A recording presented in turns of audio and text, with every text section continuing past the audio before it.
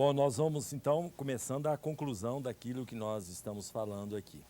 Então eu estava dizendo do relativismo na língua, né? Porque o relativismo hoje pega em tudo, não só na linguagem. O problema, se ter cuidado, né?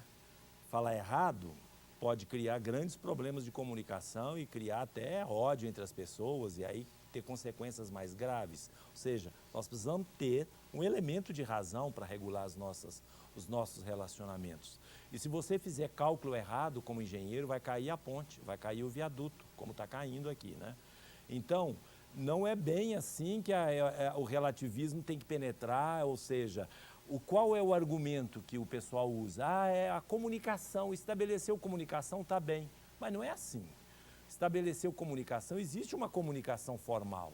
Agora que eu estou falando com vocês aqui, quando eu estou falando com uma pessoa individualmente, eu posso ter dificuldades na comunicação, mas isso a gente vai sendo superado pela resposta do outro, etc. Até mesmo se eu não sei falar, eu faço gestos. Agora, quando se trata da comunicação formal, em que não é uma pessoa que vai ter acesso àquela emissão de informação, mas vão ser muitas pessoas, é preciso ter uma linguagem que se enquadre. Nós não podemos ficar só na sensibilidade, é isso que nós estamos falando. Por exemplo, a linguagem correta para alunos que se expressam nas redes sociais de forma completamente heterodoxa. Eu me sinto um ET em algumas vezes em redes sociais de jovens. Eu não entendo nem o que eles escrevem, nem o que eles falam. A letra, o conjunto de letras ali segue um outro padrão. O VC eu já sei que é você, mas há outras coisas muito mais complicadas. Mas não é só isso, é o estilo de linguagem, é a forma de pensamento.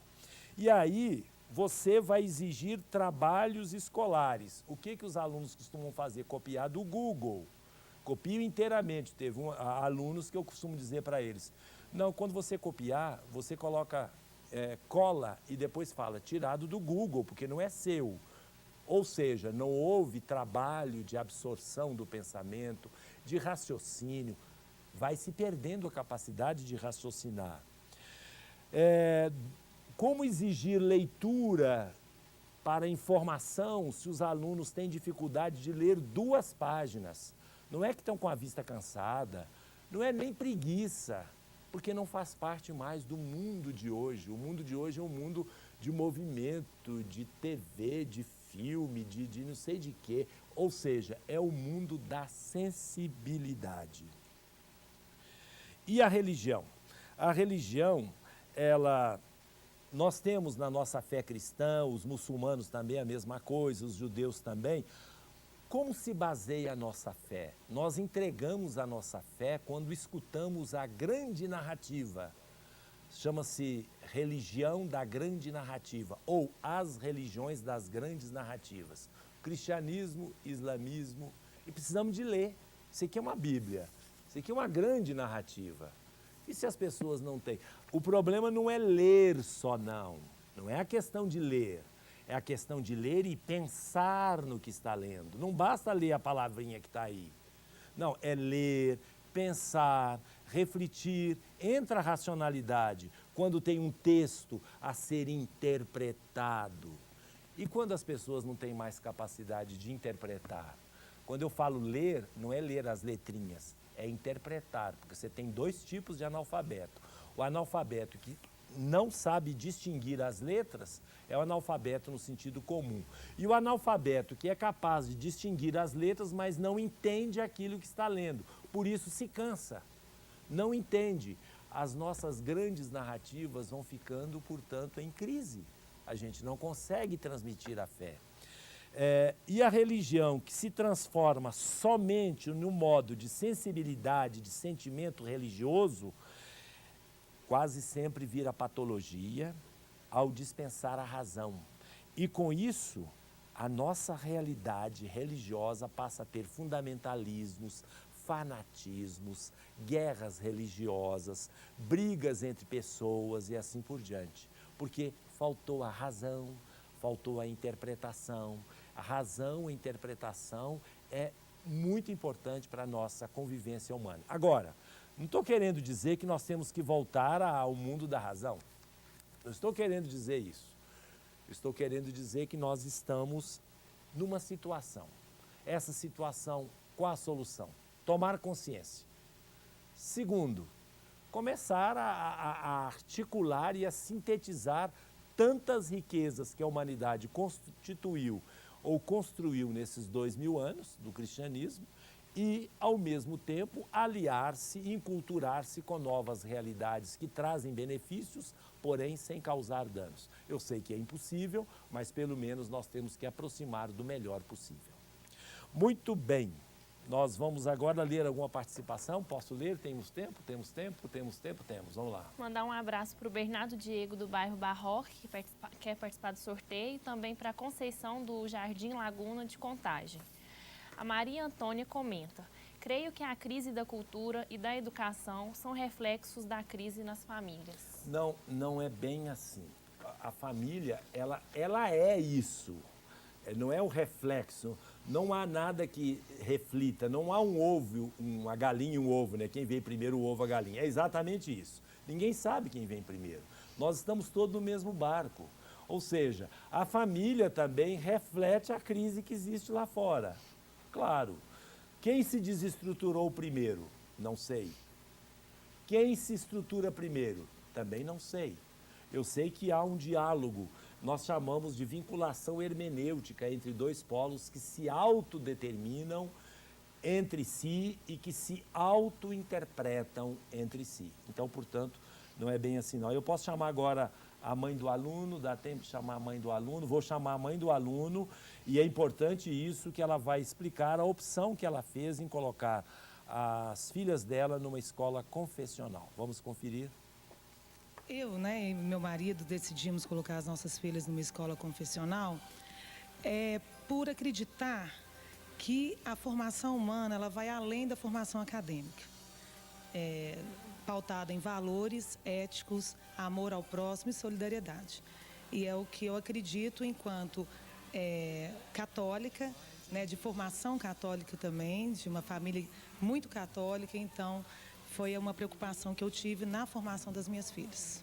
Diante dos desafios do século XXI, desse mundo globalizado, nós temos que prestar muita atenção nos valores. Então, essa educação na fé cristã está pautada nesses valores, O valor do amor, a pedagogia de Jesus, que está sempre voltada para o amor, para a ética, para a ajuda ao outro.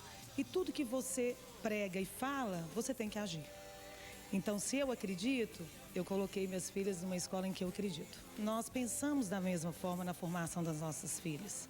Então, foi muito fácil em função disso, de acreditar, de estar voltado para o lado espiritual, de acreditar que realmente o acadêmico tem o seu lugar, Só que nós temos que pensar, além de tudo, na formação humana.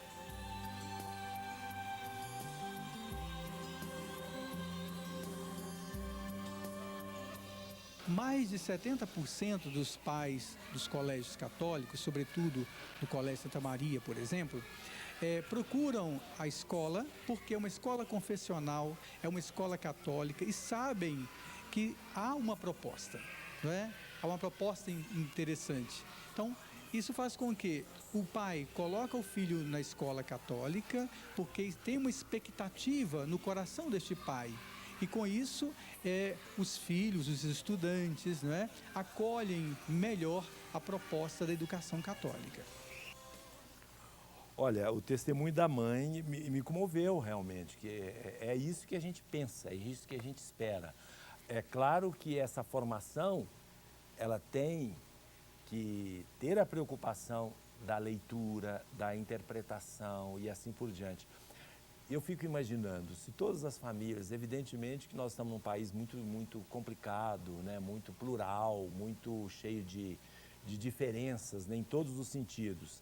Mas vocês já pensaram, se todos tivessem, os pais tivessem esta preocupação de dar uma formação humana, não aconteceria a tragédia que eu li no começo do programa, de tantos assassinatos, de tantos ônibus queimados, de tantas pessoas sofrendo neste país, não teria. porque haveria uma formação humana. Agora parece que é uma conspiração contra. Todo mundo é contra isso. Todo mundo é contra que as pessoas possam ter valores. Não sei, eu não entendo, porque, enfim, é muito complicado. É uma crise realmente. E uma outra coisa também que eu gostaria de comentar, nós falamos de jovens do começo do programa, jovens que morrem, vidas que se perdem, mas por que não dizer a jovens que matam também? E muitos. Eu estava vendo o Rio de Janeiro, o prefeito do Rio de Janeiro fez questão de mostrar a comparação. Jornada Mundial da Juventude, uma semana que o Rio de Janeiro ficou cheio de gente, e no final, em Copacabana, 3,5 milhões de pessoas lá em Copacabana. No final, quando todos foram embora, acabou a Jornada Mundial da Juventude, não tinha lixo na praia de Copacabana. Não tinha lixo. 3,5 milhões, não houve nada. Não houve orgia, não houve bebedeira, não houve assalto, não houve nada. Agora vocês vão querer que eu diga que eu não gostaria que o mundo todo fosse assim? Como canta o hino que eu fiz? Quando eu fiz o hino, eu pensava nisso.